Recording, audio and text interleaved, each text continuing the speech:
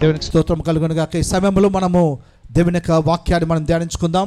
ఇంతవరకు ఈ ఉదయకాల సమయంలో ఈ పునరుత్థాన దినమందు మనమందరము కలిసి కుటుంబముగా సంఘముగా చేరి జీవము గల దేవుణ్ణి, పరిశుద్ధుడైన దేవుని ఆత్మతో సత్యముతో ఆరాధించే గొప్ప కృప దేవుడు మనకిచ్చినాడు. దేవునికి స్తోత్రం.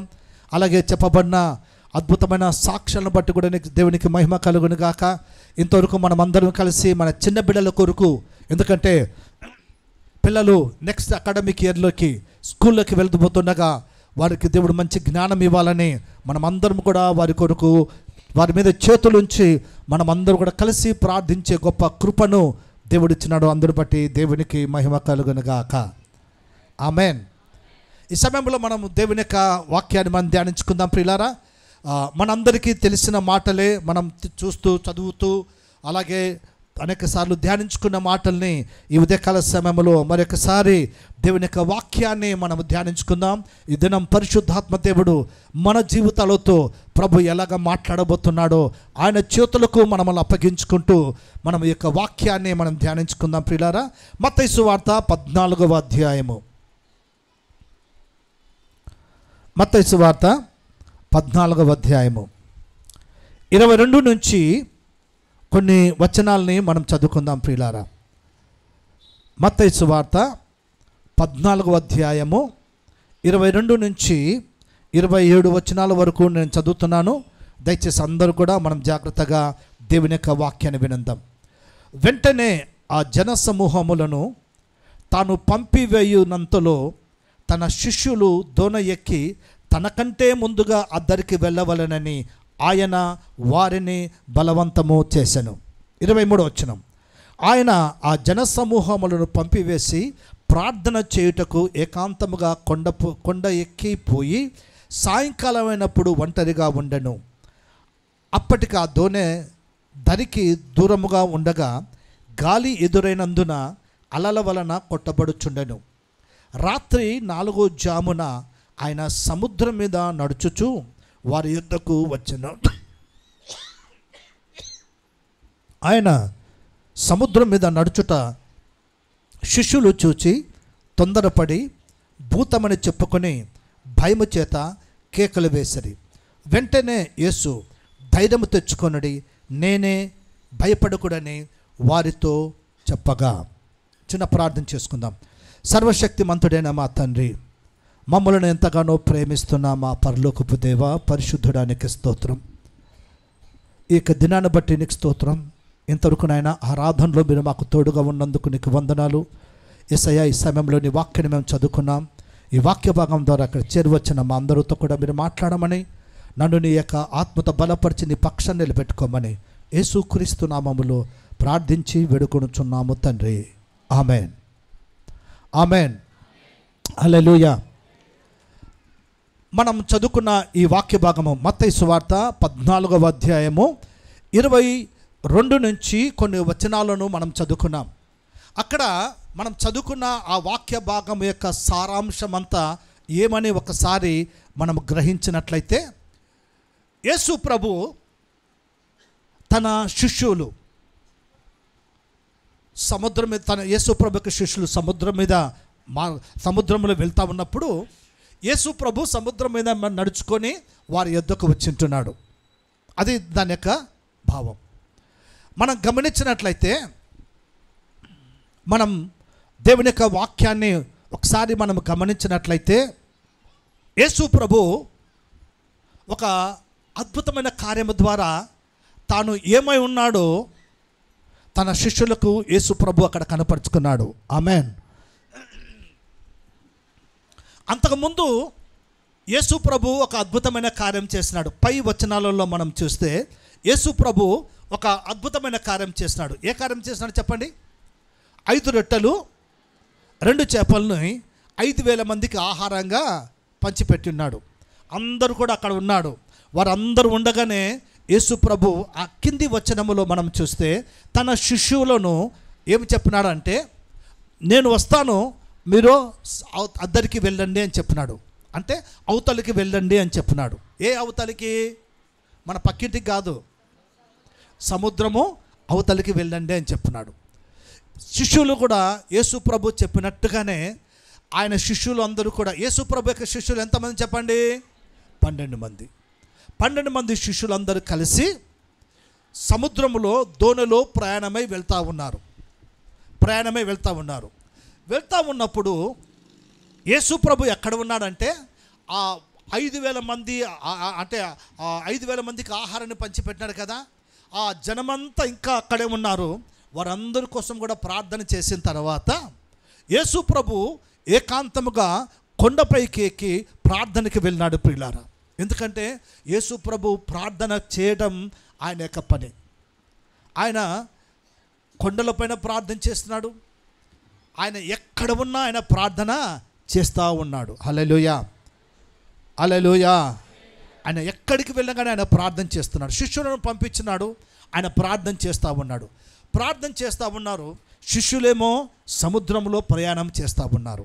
అక్కడ వాక్యములో మనం చూస్తే వారేమో, యేసు ప్రభు ఏమో ఒంటరిగా ఉండి ప్రార్థన చేస్తూ ఉన్నారు.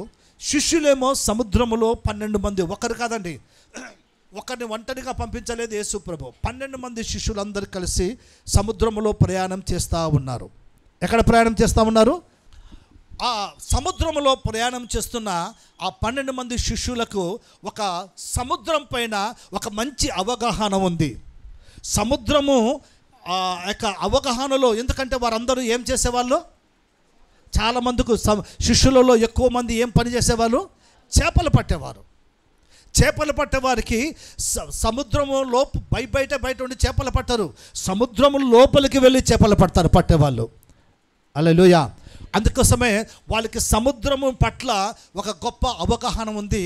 వాళ్ళకి ఎలాగ వెళ్ళాలనో, ఒకవేళ గాలి వచ్చినా, తుఫాను వచ్చినా వారు భయపడరు.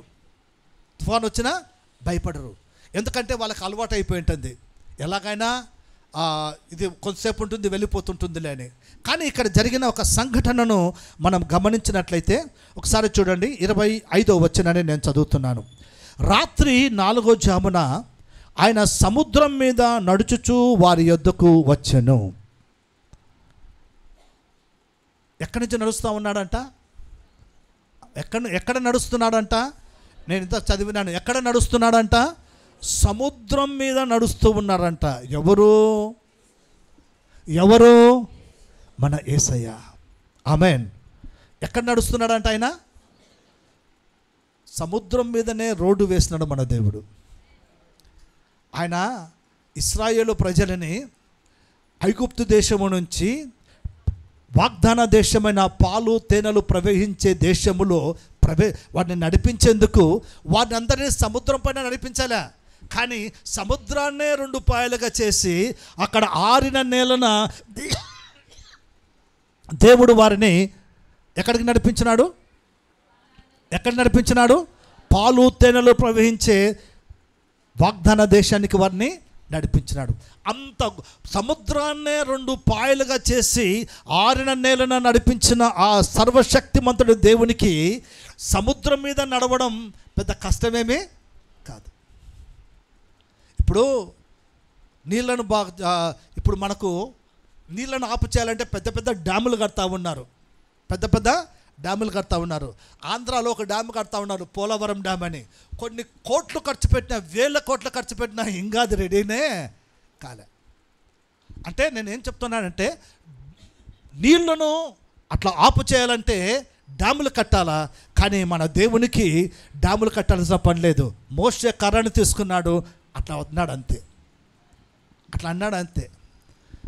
సముద్రమే ఏమైందంట? 2 పాయలుగా. ఇది ఈ పక్క వచ్చేసి ఇలాగ గోడలాగా నిలబడింది, ఈ పక్క వచ్చేసి అలా గోడలాగా నిలబడింది. 2 దానిల మధ్యలో మంచి రోడ్డు వేయబడింది. ఆ రోడ్లో తన ప్రజలైన వాగ్దాన దేశ పుత్రులైన ఇశ్రాయేలు ప్రజలను యేసు ప్రభు రోడ్డు మీద నడిపించినాడు ప్రియులారా. హల్లెలూయా. వారికి ఏ అపాయం రాలేదు. ఆ మార్గంలో నడుస్తున్నప్పుడు ఎక్కడ అపాయం రాకుండా దేవుడు వారిని క్షేమకరంగా దాన్ని దాటించిన మంచి దేవుడుగా ఉన్నాడు. ఆమేన్. హల్లెలూయా. అటువంటి గొప్ప దేవుడు, అటువంటి ఉన్నతమైన దేవుడు యేసు ప్రభు సముద్రం మీద నడుచుకుంటూ వస్తున్నాడు. సముద్రం మీద నడుస్తూ వచ్చినాడు. సముద్రం మీద నడుస్తూ వస్తున్నప్పుడు ఈ సన్నివేశాన్ని ఎవరు చూస్తున్నారంటే సముద్రంలో ప్రయాణం చేస్తున్న తన యొక్క 12 మంది శిష్యులు ఈ సన్నివేశాన్ని చూస్తున్నారు. సముద్రం మీద నడుస్తూ వస్తూ ఉంటే 26వ వచనం, ఆయన సముద్రం మీద నడుచుట శిష్యులు చూచి తొందరపడి. 2 విషయాలు.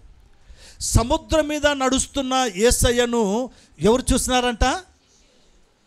ఏ సమయంలో నడుస్తున్నాడు యేసు ప్రభువు? పగలు కాదు,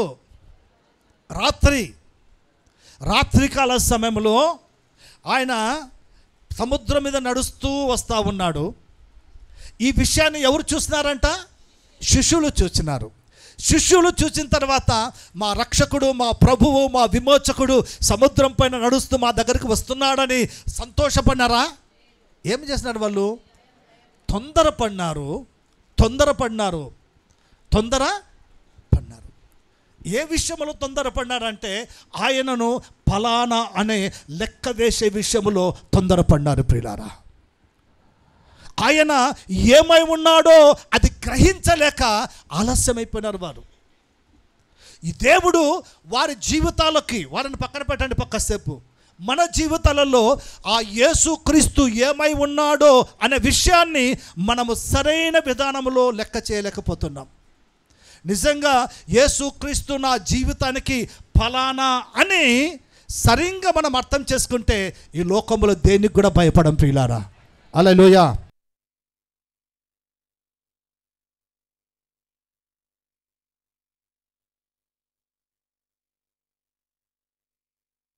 రైట్. దేవుడు, మనం ఎవరిని నమ్ముకున్నాం చెప్పండి? చెప్పాలి అందరూ. మనం ఎవరిని నమ్ముకున్నాం? చెప్పాలా? మనం ఎవరిని నమ్ముకున్నాం? యేసు ప్రభుని నమ్ముకున్నాం. యేసు ప్రభుని మనం ఎందుకు నమ్ముకున్నాము? ఉద్యోగం ఇస్తాడనా? స్వస్థపరుస్తాడనా? డబ్బులు ఇస్తాడనా? లేకపోతే రేషన్ కార్డులు ఇస్తాడనా? ఎందుకు మనము నమ్ముకున్నాం యేసు ప్రభును? పరలోక రాజ్యాన్ని ఇస్తాడని యేసు ప్రభు నమ్ముకున్నాం. హల్లెలూయా. ఎందుకంటే పరలోక రాజ్యాన్ని ఇచ్చేందుకు ఆయన తప్ప ఈ భూలోకంలో ఎవరికి పరలోక రాజ్యం ఇచ్చేందుకు అవకాశం లేదు ప్రియులారా. ఆయన మాత్రమే పరలోక రాజ్యానికి తీసుకువెళ్ళగలిగిన దేవుడు. ఆయన మాత్రమే ఆ యొక్క మనల్ని రక్షించుకొని పరలోక రాజ్యానికి మార్గం చూపగలిగిన దేవుడు. అందుకని యేసు ప్రభు ఏమన్నాడంటే, నేనే, అన్ని లోకంలో అన్ని మార్గాలు ఉన్నాయి, వాటిలో నాది కూడా ఒకటి అని చెప్పలేదు దేవుడు. కొంతమంది ఏమనుకుంటారంటే యేసు ప్రభుకు చాలా స్వార్థం ఉంది, అందుకని నేనే మార్గం అన్నాడు అంటాడు. స్వార్థం కాదు అది, ఆయన ఉన్నది ఉన్నట్టుగా చెప్పినాడు అంతే. హల్లెలూయా. ఆయన ఒక్కడే మార్గాన్ని, పరలోక రాజ్యానికి మార్గం చూపించగలిగిన దేవుడు. హల్లెలూయా. హల్లెలూయా. అలాంటి దేవుణ్ణి నమ్ముకున్న మనం నమ్ముకున్నాం కరెక్టే, కానీ మనం నమ్ముకున్న దేవుడు ఏమై ఉన్నాడు అని మన జీవితాలకు మనం అర్థం చేసుకోవాలి ప్రియులారా. దాన్ని మనం అర్థం చేసుకోలేక రకరకాలుగా ఆలోచిస్తూ తికమకబడి పడిపోయి సరైన అవగాహన లేకుండా, సరైనగా దేవుని సన్నిధిని ఆశ్రయించకుండా లోకంలో ఉన్న పరిస్థితుల వైపు మనం ఆకర్షించబడుతూ ఉన్నాం. మనము దేవుణ్ణి ఒక సరైన విధానములో అర్థం చేసుకుంటే, మనమును రక్షించిన మన దేవుణ్ణి, మన కొరకు ప్రాణం పెట్టిన మన దేవుణ్ణి మనము అర్థం చేసుకునే విధానము సరైనదిగా ఉంటే దేన్ని కూడా మనం భయపడాల్సిన పని లేదు, దేన్ని కూడా ఆశ్రయించాల్సిన పని లేదు. ఈ దినాల్లో దరిద్రంగా మనం ఎలా తయారైపోయినామంటే, అంత గొప్ప దేవుణ్ణి, అంత ఉన్నతమైన దేవుణ్ణి, శ్రేష్టమైన దేవుణ్ణి, పరిశుద్ధుడైన దేవుణ్ణి నమ్ముకున్న తర్వాత తీరా పెళ్ళిళ్ళ దగ్గరకు వస్తానే ఏం చూస్తారంటే మంచి రోజులు చూస్తారు. ఏం చూస్తారు చెప్పండి? చెప్పరే, అమాయకుల మధ్య యాక్టింగ్ చేయొద్దండి. ఏం చూస్తారు? మంచి రోజులు. గట్టిగా మాట్లాడాలా. ఏం చూస్తారు? మంచి రోజులు చూస్తారు. తర్వాత ఇంకా ఏం చూస్తారంటే ముహూర్తాలు చూస్తారు. నేను ఒకసారి ఒక పెళ్ళికి పోయినాను. పెళ్ళికి అటెండ్ అయ్యి కాదు, పెళ్ళి చేసేకపోతే వాళ్ళు ముందే నాకు చెప్పినారు, సార్ ఆ పెళ్ళి 9:30కు ప్రారంభమవుతుంది, 10:30కంతా ముగించాలా. ఎన్ని గంటలకు ముగించాలా? ఎన్ని గంటలకు? నిద్రపోతున్నావా తల్లి? ఎన్ని గంటలకు? 10:30 ముగించాలి అన్నాడు. నేను అడిగినాను, ఎందుకయ్యా అని. అది ముహూర్తం సార్. అదేమంట? ముహూర్తం అంట, నీ ముఖం కాదు అని వచ్చి సీరియస్ చెప్పినాడు. మళ్ళీ వచ్చి ఏం చెప్పినాడంటే, సార్ పెళ్ళిలో అందరూ హిందువులు వచ్చినారు, వేరే దేవుళ్ళ గురించి అస్సలు చెప్పొద్దు సార్, వేరే దేవుని గురించి. నేను చెప్పినాను, వాళ్ళతో నాకేం పని ఉందయ్యా, నా రక్షకుని గురించి నేను చెప్తా సార్ అని చెప్పినాను అంతే. వాళ్ళతో వీళ్ళతో మనకేం పని ఉందండి? మనకు రక్షణ ఇచ్చిన మన యేసయ్యను గురించి పరిశుద్ధ గ్రంథములు 66 బుక్కులు ఉన్నాయి. ఆ 66 బుక్కుల్లో మనం చెప్పుకుంటా పోతే మన జీవిత కాలమే సరిపోదు. మళ్ళా కరెక్ట్ టైంకు ఆ పెళ్ళిలో ఏం తెలిసిన, నేను ఎప్పుడు చూడలే, అంటే ఎప్పుడు చేయలేదు అట్లా. ఫస్ట్ బైబిల్ మార్చుకున్నారు, ఫస్ట్ తర్వాత ఉంగరాలు మార్చుకున్నారు, తర్వాత తాళి కట్టించుకున్నారు. అంటే అంత స్ట్రాంగ్గా ఉండాలనేమో. మళ్ళా ముహూర్తాలు కావాలా, మళ్ళా బైబిల్ పెట్టాలాడ. మన మొక్కలకు యేసయ్య కరెక్ట్గా మన దేవుని అర్థం చేసుకుంటే చాలు.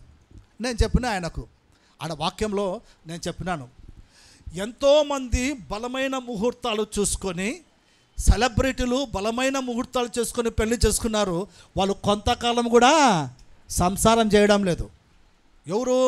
మామూలు కాదు, కోటీశ్వర్లు, సెలబ్రిటీలు, గొప్ప గొప్పవారు, వాళ్ళకు కూడా బలమైన ముహూర్తమే. ఆ ముహూర్తంలో వాళ్ళు మంచిగా బతుకుతున్నారా అంటే అది లేదు. కొంతకాలమే భార్యాభర్తలుగా ఉన్నారు, కొంతకాలమే వారు సొసైటీలో భార్యాభర్తలు అనిపించుకున్నారు, తర్వాత వాళ్ళిద్దరు కూడా విడిపోయినారు. నేనేం చెప్తున్నానంటే, నిజంగా మన దేవుణ్ణి మనం అర్థం చేసుకుంటే ఏది కూడా మనం చూడం, కులం చూడం, మతం చూడం, గోత్రం చూడం, ఇంకొకటి చూడం. ఆయన యేసయ్యను చూస్తే ఈ లోకంలో దేన్ని కూడా మనం చూడాల్సిన పని లేదు. ఎవరిని చూడాలా? ఫస్ట్ యేసయ్యను చూడకనే, ఆయన సిలువలో చేసిన కార్యాన్ని అర్థం చేసుకోకనే, ఆయన నిత్య రాజ్యానికి మనల్ని వారసుడిగా చేస్తాడని అర్థం చేసుకోకనే, ఆయన చూడకనే లోకాన్ని చూస్తున్నాము. కాబట్టి లోకములో ఉండే వాటన్నిటిని మనం వెంబడిస్తూ ఉన్నాం. లోకం వైపు చూస్తున్నాము కాబట్టి లోకంలో ఉన్న పద్ధతులను, ఆచారాలను పాటిస్తూ ఉన్నావు. హల్లెలూయా. నిజంగా మనం యేసయ్య వైపు మనం చూస్తే, నిజంగా మనం ప్రతిదినం, అందుకనే అక్కడ పౌలు అంటున్నాడు, ప్రతిదినము మన సిలువను వెతుక్కొని మనము ఆయనను వెంబడిస్తే దేన్ని కూడా మనం వెంబడించాం ప్రియులారా. హల్లెలూయా. ఆయనను వెంబడించటం లేదు కాబట్టి, ఆయన సిలువను, మన సిలువను మనం మోసుకొని మనం ఆయనను వెంబడించడం లేదు కాబట్టి వేరే విషయాలను మనం వెంబడిస్తూ ఉన్నాం. హల్లెలూయా. ఆ శిష్యులు కూడా అండి, యేసు ప్రభును తమ బోధకునిగా వారు చూస్తూ ఉన్నారే, కానీ దూరం నుంచి వారు ఏమన్నారు అని మనం గమనించినట్లయితే 27వ వచనం 26వ వచనంలో, వారు తొందరపడి భూతమని చెప్పుకొని భయము చేత కేకలు వేసిరి. ఏమన్నారంట ఆయనను చూసి? మాట్లాడండి. ఏమన్నారంట ఆయనను చూసి? ఏ భూతమా, ఏమన్నారు ఆయనను చూసి? మాట్లాడు. ఏమన్నారు? భూతము అన్నారు, దయ్యము అన్నారు. అర్థమవుతుందా మీకు? సైలెంట్గా ఉండడం కాదు, నేను చెప్పినప్పుడు అందరూ జాగ్రత్తగా నండి ప్రియులారా. ఆయనను చూసి ఏమన్నారంటే దయ్యము అన్నారు. ఎవరు చూసి దయ్యమన్నారు వీళ్ళు? ఎంత దౌర్భాగ్యపు స్థితి చూడండి. ఆయనతో కలిసి తిరిగిన వారు, ఆయనతో ఉన్నవారు, 5 రొట్టెలు 2 చేపలు ఆశీర్వదించి 5,000 మందికి ఆహారం పెడితే వాళ్ళతో పాటు వీళ్ళు కూడా తిన్నారు, మిగిలిన 12 గంపలు కూడా ఎత్తినారు. ఇన్ని చేసి ఆయనతో కూడా ఉన్నవారు ఆయన చూసి ఏమన్నారంటే భూతము అన్నారు, దయ్యము అన్నారు. ఎవరిని చూసండి? వాళ్ళ బోధకును చూసి. అద్భుతాలు చేసేది చూస్తున్నారు, దయ్యాలు వెళ్ళిపోయినాయి. ఎందుకు తెలిసిన? వారు ఆయనను చూసి వాళ్ళు భూతము అని ఎందుకు అనుకున్నారంటే, వారు ఆ సమయంలో వాళ్ళ జ్ఞానాన్ని వాళ్ళు ఉపయోగించినారు. ఎందుకు తెలిసిన? వారందరూ కూడా ఎవరు చెప్పండి? వాళ్ళందరూ కూడా ఎవరు? చేపలు పట్టేవారు. వాళ్ళందరూ కూడా ఎవరు చెప్పండి? చేపలు పట్టేవారు వాళ్ళందరూ కూడా. సముద్రంలో వెళ్ళి చేపలు పడతారు కాబట్టి సముద్రంలో ఎన్నో పడవలు మునిగిపోయినాయి, ఎంతో వందల మంది సముద్రంలో చనిపోయినారు. కాబట్టి ఆ సమయంలో వారు ఏమి ఉపయోగించినారంటే ఆత్మ జ్ఞానాన్ని ఉపయోగించలేదు, తమ జ్ఞానాన్ని, లోక సంబంధమైన జ్ఞానాన్ని ఉపయోగించి వారు తమ బోధకుని ఏమన్నారంటే భూతము అన్నారు. ఎందుకో తెలుసిన, అనేక మంది సముద్రంలో చనిపోయినారు. చనిపోయిన వారు ఆ సముద్రం పైన నడుచుకొని వస్తున్నారు అని. ఎందుకంటే సముద్రం పైన ఒక మానవుడిగా నడిచేందుకు అవకాశమే లేదు. ఇది ఖచ్చితంగా ఏది చెప్పండి? ఇది ఖచ్చితంగా ఏది? దయ్యమే అనుకున్నారు. దయ్యం కాబట్టి ఇది నడుచుకుంటూ వచ్చిందని. వాస్తవంగా వారు దేవుని జ్ఞానాన్ని ఉపయోగించుకుంటే, వాక్యానుసారమైన జ్ఞానాన్ని ఉపయోగించుకుంటే ఆయన ఎవరో వారు ఖచ్చితంగా వారు తెలుసుకునేవారు. కానీ వారు ఏమని ఆలోచన చేస్తున్నారంటే వాళ్ళ సొంత జ్ఞానాన్ని ఉపయోగించి, లోక సంబంధమైన విషయాన్ని ఉపయోగించి, లోక సంబంధమైన జ్ఞానాన్ని ఉపయోగించి ఆయనను ఏమని వాళ్ళు తేల్చేస్తున్నారంటే భూతమని తెలియచేస్తున్నారు. ఏమన్నారు చెప్పండి? భూతం అన్నారు, దయ్యము అన్నారు. అయిన తర్వాత మొదటిగా వాళ్ళు దయ్యం అని తెలిసిన తర్వాత అక్కడ మనం చూసినట్లయితే 26వ వచనంలో ఆయన సముద్రం మీద నడుచుట శిష్యులు చూచి తొందరపడి భూతమని చెప్పుకొని భయము చేత కేకలు వేసిరి. బాగానే అందరూ భయము చేత. వారికి సముద్రంలో అంతకు ముందు వెళ్తూ ఉన్నప్పుడు వారికి భయం కాలే. ఎప్పుడైతే వారు యేసును పక్కన పెట్టి యేసు వైపు చూడకుండా తమ సొంత జ్ఞానాన్ని ఉపయోగించి వారు ఆయనను భూతమని లెక్కేస్తున్నారో అప్పటి నుంచి వాళ్ళకి ఏం కలిగిందంటే భయం కలిగింది. ప్రియులారా, ఏం కలిగింది చెప్పండి అమ్మా, చెప్పాలందరూ. వాళ్ళకి ఏం కలిగింది? ఒకవేళ వారు ఆయన మా రక్షకుడు, మా దేవుడు, మా బోధకుడు అని వారు ఆయనని గుర్తెరిగినట్టుగా వాళ్ళకు భయం ఉండేది కానే కాదు. మన జీవితాల్లో కూడా అనేక సార్లు మనకున్న పరిస్థితులను బట్టి, మనకుంటున్న కష్టాలను బట్టి, మన ముందున్న సమస్యలను బట్టి, మనకున్న వ్యాధులను బట్టి మనం ఏం చేస్తూ ఉంటామంటే భయపడిపోతూ ఉంటాం.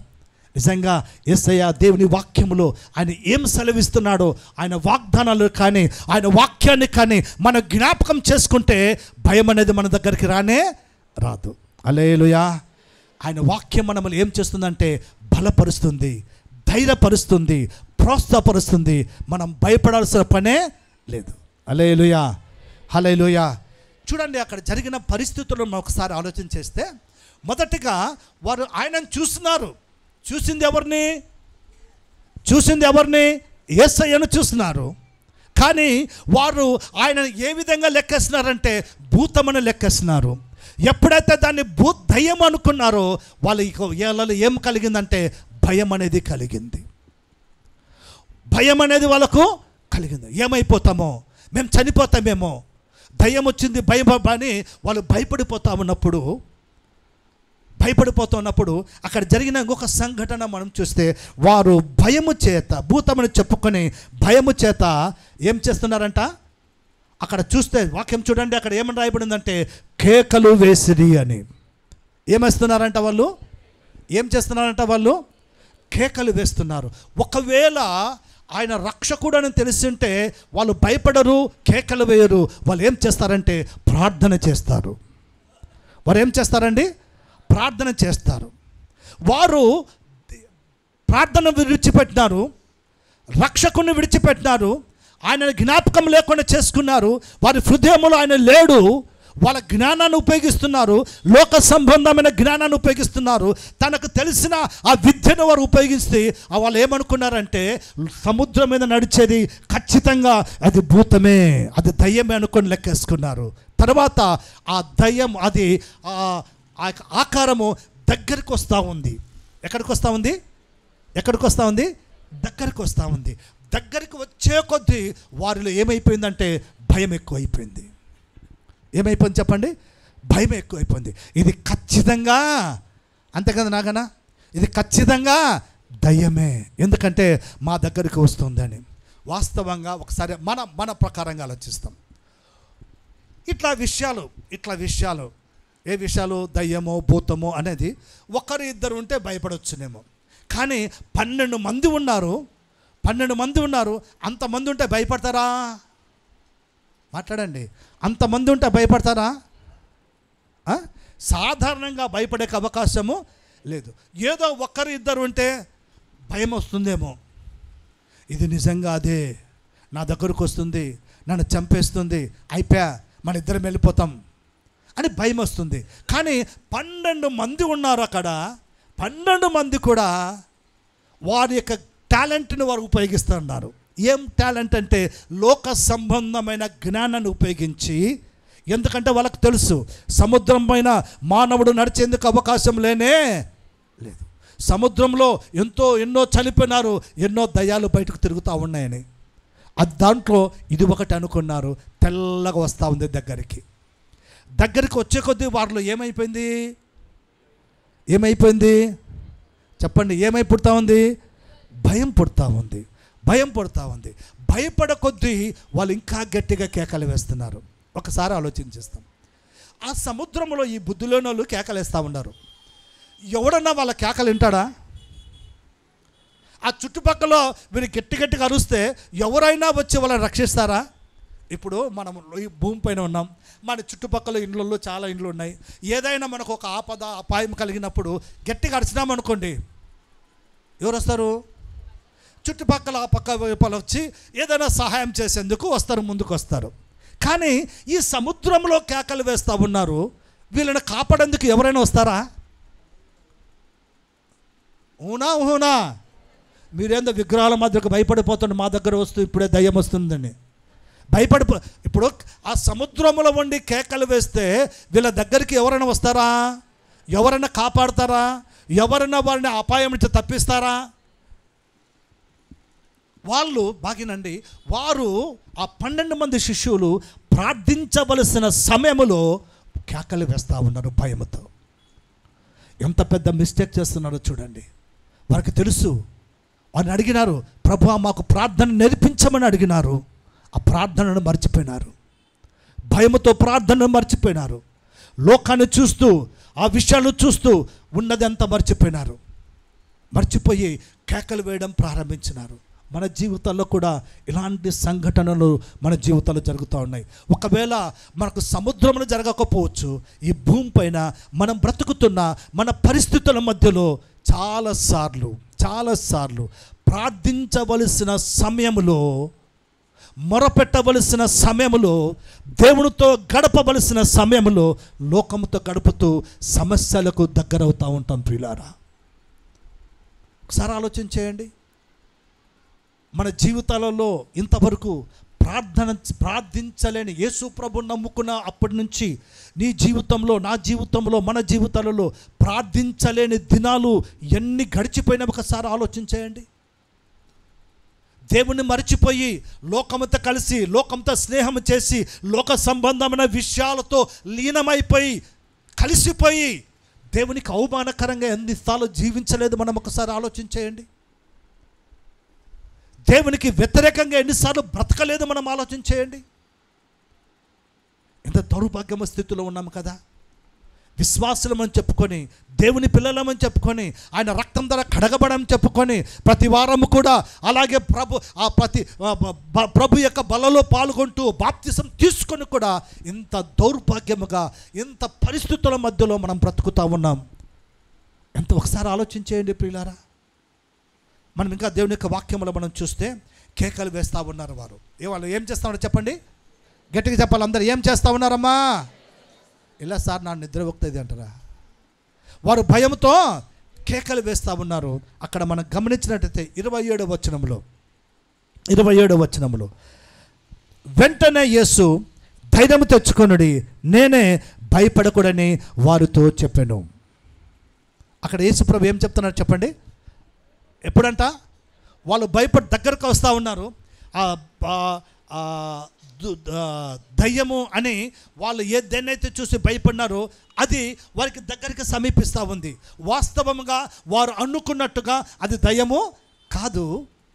వారితో కూడా యేసయ్య ఉండాలని ఆలోచనతో ఆశతో యేసు ప్రభు ఆ దోణ దగ్గరికి వస్తూ ఉంటే వీళ్ళు ఏం చేస్తున్నారంటే భయముతో కేకలు వేస్తూ ఉంటే వీరి పరిస్థితిని యేసు ప్రభు గుర్తెరిగినాడు.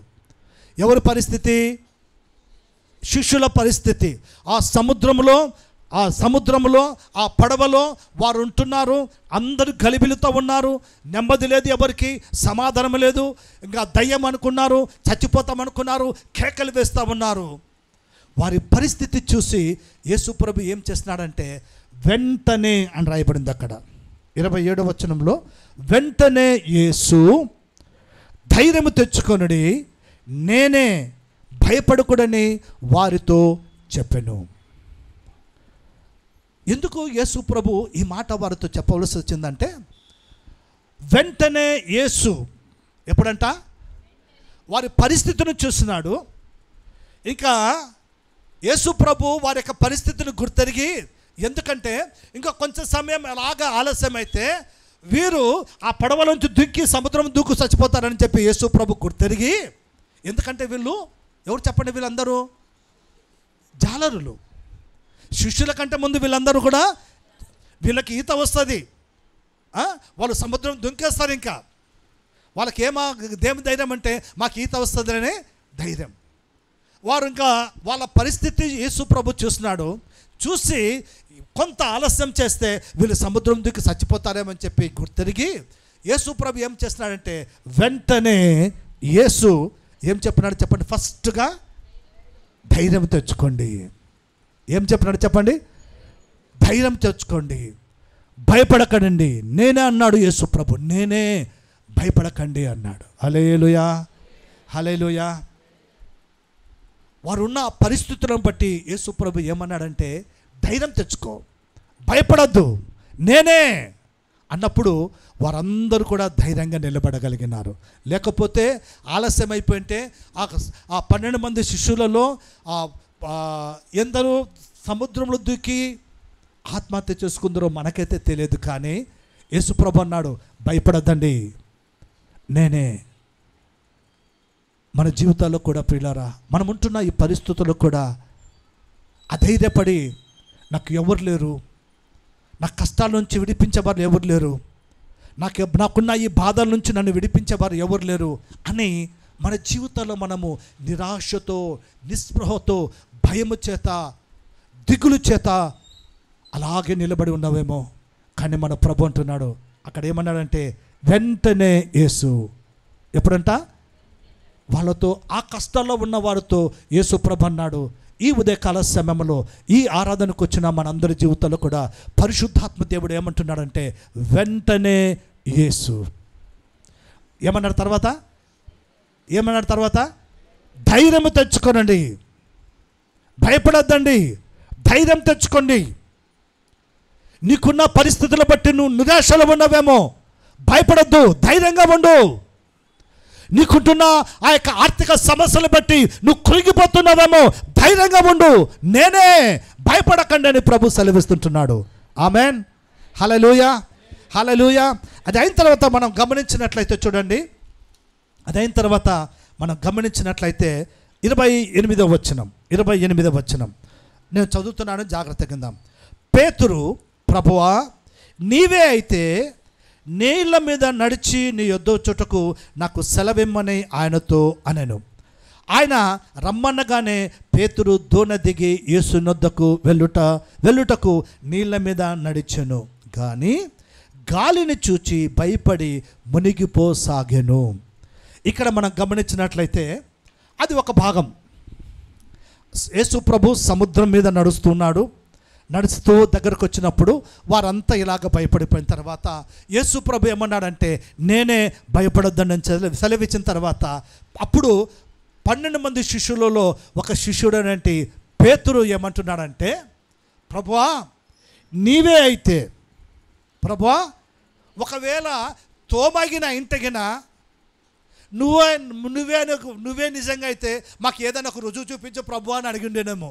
ఎందుకంటే తోమా ఏమన్నాడు, ప్రభువా నీ గాయంలో ఏలు పెడితే కానీ, లేకపోతే తోమ ఏమనంటే ప్రభు నువ్వు దగ్గరికి నేను పట్టుకొని చూస్తా కానీ మాకు డౌట్ తీరిపోవు ప్రభు, ఎందుకంటే దయ్యం అయితే ఎలాగుంటాయంట అంటారు.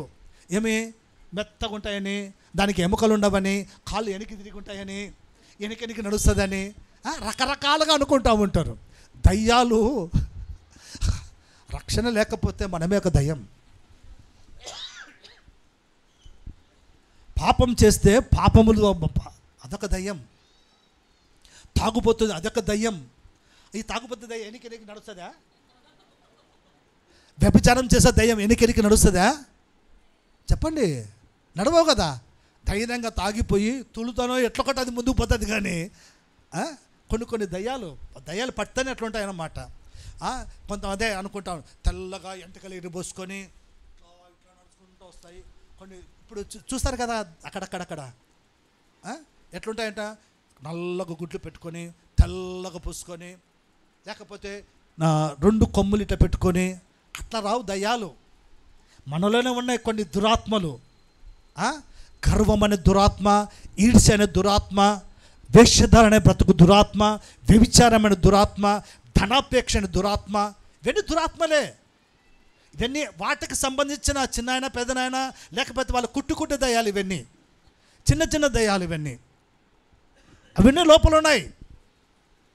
నేనేం చెప్తున్నానంటే బాగినండి, అక్కడ పేతురు ఏమన్నాడంటే యేసు ప్రభుని చూసి, ప్రభువా నీవే అయితే, ఏమన్నాడు చెప్పండి, అందరు వినాలా, ప్రభువా, అందరు చెప్పండి, ప్రభువా నీవే అయితే నేను కూడా వస్తాను ప్రభా నీ దగ్గరికి.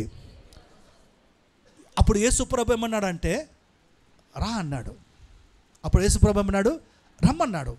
పేతురు ఇంతకంటే నాకు ఛాన్స్, 12 మందిలో ఫస్ట్ నేనే ఉన్నాను, నాకు ఛాన్స్ దొరుకుతుంది. ఏ ఛాన్స్ దొరుకుతుంది? నీళ్ళ మీద నడిచే ఫస్ట్ మానవుడిగా నేను ఉండబోతున్నాను అనుకున్నాడు పేతురు. యేసు ప్రభు చెప్పినాడు రా నాయనా అన్నాడు. పేతురు పడవలో నుంచి ఫస్ట్ అడుగు ఒక అడుగు వేసినాడు. అడుగు వేస్తానే పోలే, లోపలికి పోలే, పైనే ఉన్నాడు. ఇంకా ఎక్కడున్నాడు? భూమి మీద ఉన్నట్టుగానే ఉన్నాడు. ఎక్కడున్నాడు చెప్పండి? భూమి మీద ఉన్నట్టుగానే ఉన్నాడు. ఇంకొక 2వ అడుగు వేసినాడు. ఆహా పర్వాలేదురా, నేను కూడా నీళ్ళ మీద నడిచే అనుభవం నాకు కూడా వచ్చింది అనుకున్నాడు. 1 అడుగు వేసినాడు, 2 అడుగులు వేసినాడు. యేసు ప్రభు దగ్గరికి వెళ్తూ ఉన్నాడు. యేసు ప్రభు దగ్గరికి సమీపంగా వెళ్తూ ఉన్నాడు. వెళ్తూ ఉన్నప్పుడు ఆయన మనసులో ఒక ఆలోచన వచ్చింది. ఏం ఆలోచన వచ్చిందంటే పక్కకు చూసినాడు. ఒక పక్క చూస్తే ఏముంది అమ్మ, అందరు వినాలి. ఒకవైపు చూస్తే అక్కడ ఏమని రాయబడిందంటే, అక్కడ ఏముందంట, గాలి ఉంది. ఇంకొక వైపు తుఫాను ఉంది. ఇంకొక వైపు సముద్రం యొక్క అలలు ఉన్నాయి.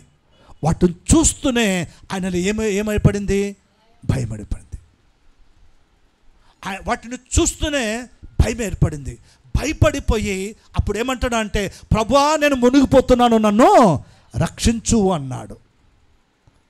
చూడండి, మన జీవితాలలో కూడా యేసుతో కలిసి మనం నడుస్తున్నప్పుడు, యేసుతో కలిసి మన ఆత్మీయతలో మనం ప్రయాణం అవుతున్నప్పుడు, యేసుతో కలిసి ఆయన మార్గంలో మనం నడుస్తున్నప్పుడు, ఆయన మార్గంలో ఉంటున్నప్పుడు ఏ భయం మనకు ఉండదండి. ఎందుకంటే మనం ఎవరి మార్గంలో ఉన్నాము? ఎవరి మార్గంలో ఉన్నాము? దేవుని మార్గంలో మనం ఉన్నాము. ఆమెన్. ఎవరి మార్గంలో ఉన్నాం మనము? దేవుని మార్గములో. దేవుని మార్గములో మనం అడుగు వేస్తున్నప్పుడు, ఒక్కొక్క అడుగు వేస్తున్నప్పుడు ఆయన అన్నాడు, నా వాక్యము నీ పాదములకు దీపము, నీ త్రోవకు వెలుగై ఉన్నది. వాక్యము మన పాదాలకు దీపముగా ఉన్నంత వరకు, ఆయన త్రోవ మన త్రోవకు ఆయన వెలుగైనంత వరకు చీకటి మన యొద్దకు రాదు, ఏ పాపము మన యొద్దకు రాదు. ఆయన సన్నిధిలో మనం నడుస్తున్నప్పుడు, ఒక్కొక్క అడుగు వేస్తూ మన విశ్వాసపు యాత్రలు, ఆత్మీయ యాత్రలు ఒక్కొక్క అడుగులో మనం ముందుకు నడిపిస్తూ ఉన్నప్పుడు మనం పరలోకాన్ని సమీపంగా ఉంటూ ఉంటాం. ఆమేన్, హల్లెలూయా. ఎప్పుడైతే పేతురులాగా పక్కకు చూస్తామో, అనగా ఎప్పుడైతే ఈ ఆత్మీయ మార్గంలో నడుస్తున్నట్టుగా నడుస్తూ పక్కకు చూసి వాటి వైపు ఎప్పుడైతే మనం చూస్తామో, లోకములో ఉన్నదంతా శరీరాశ, నేత్రాశ, జీవపుడంబము. లోకములో ఉన్నదంతా పాపము, లోక సంబంధమైన విషయాలన్నీ అపవిత్రత కూడుకున్నవి. లోక సంబంధమైన విషయాలన్నీ చూచుటకు రమ్యంగా ఉంటాయి. అవి ఎంతో ఆకర్షణకరంగా ఉంటాయి. వాటి యొద్దకు వెళ్ళేందుకు వాటిని మనము అవి లోకంలో మనల్ని ఆకర్షిస్తూ ఉంటాయి. మనం చూడకుండా ఉంటే ఏ ఆకర్షణకు మనం వెళ్ళలేం. ఎప్పుడైతే వాటిని చూస్తామో ఆకర్షించబడతాం. అందుకనే సృష్టి ఆరంభములో ఏదెను తోటలో అవ్వ అన్ని చెట్లు ఉన్నాయి, అన్ని చెట్ల ఫలాలు తింటూనే ఉన్నారు. కానీ దేవుడు ఒక ఫలం తినొద్దు అన్నాడు. ఫలం తినొద్దు అన్నాడు. వీళ్ళేం చేస్తున్నారంటే తినకుండా పర్లేదులే, ఫస్ట్ చూద్దాంలే అనుకున్నారు. ఫస్ట్ చెప్పాలా, ఫస్ట్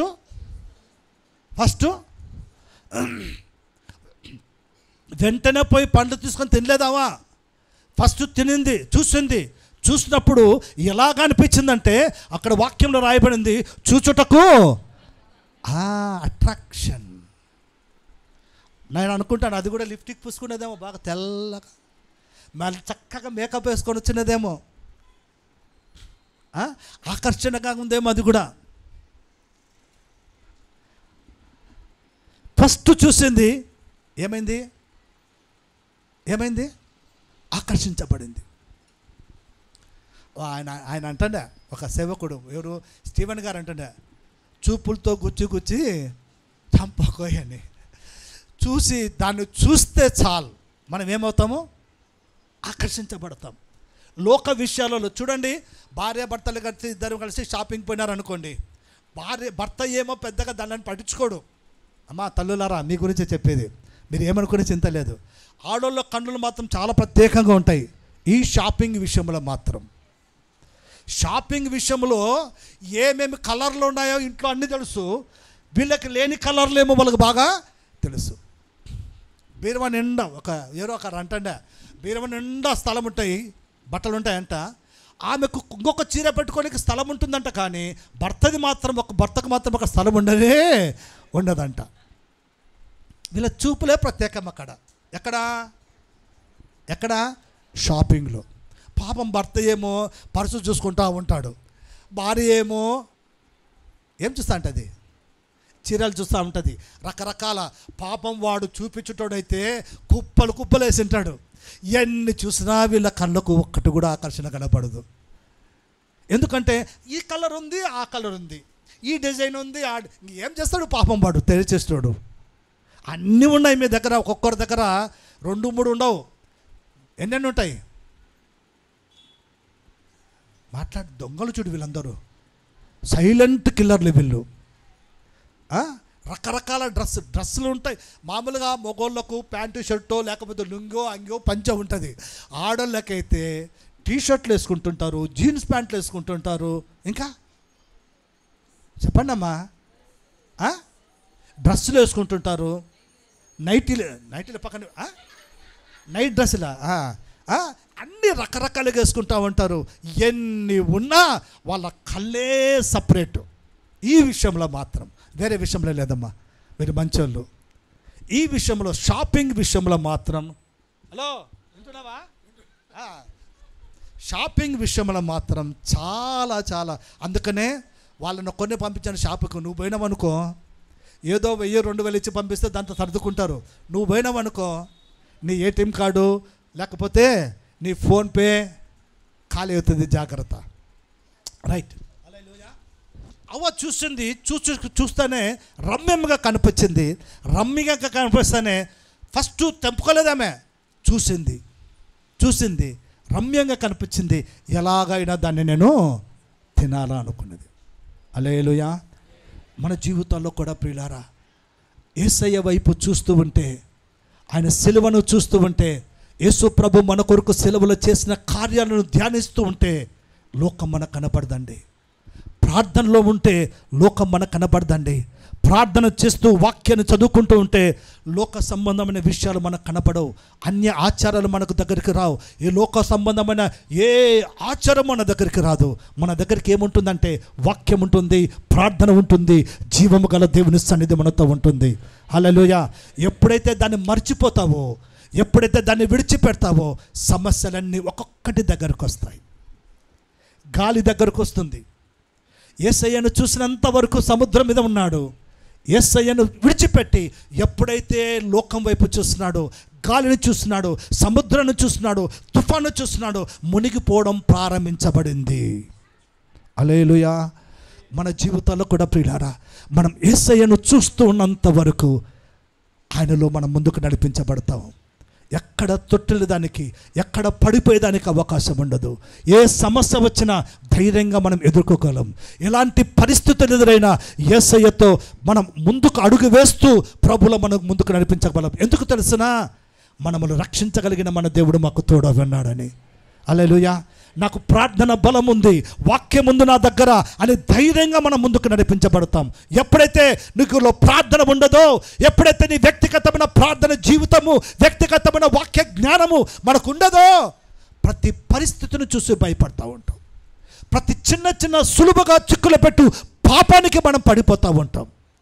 మనలో వాక్యం ఉంటే, మనలో దేవుని యొక్క జ్ఞానం ఉంటే, మనలో దేవుని సన్నిధి, వ్యక్తిగతమైన ప్రార్థన జీవితం కలిగి ఉంటే ఏ పరిస్థితులైనా మనం జయించగలుగుతాం. హల్లెలూయా.